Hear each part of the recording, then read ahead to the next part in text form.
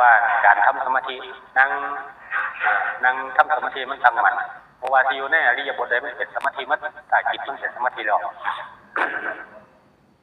นั่งหลับตาทำสมาธิมันตั้งมั่นภาวนาเบิ่งเดี๋ยวมันก็เห็นที่จังเฮาว่าน่ะเดี๋ยวมันก็เห็นผู้นั้นเป็นจังซั่นเห็นผู้นี้เป็นจังซี่เห็นผู้นั้นแหล่จังซั่นดำจังซี่ลูกแค่นั้นเป็นจังซั่นลูกแค่นี้เป็นจังซี่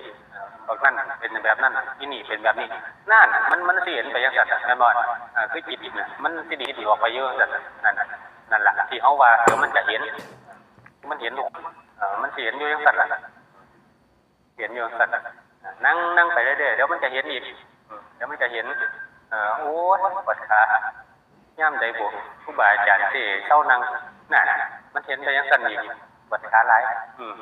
โง่ไว้แล้วจะเชี่ยวกินขา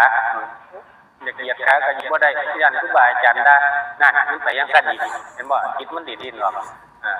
มันเห็นไปยังสั่นเดี๋ยวมันจะเห็นอีกมันขั้นโดนห้องเจ้าก็ปากเหี่ยงค่อยเหี่ยงโอ้หิวน้ำนี่จังได๋สิได้กินน้ำนั่นมันไปยังสั่นนั่งไปอีกเดี๋ยวมันจะเห็นได้ยินเสียงนั่นเสียงนี่เข้ามาถ้าเกิดเปิดเพลงเสียงดังแล้วบุอยากไล่นั่นอยากไล่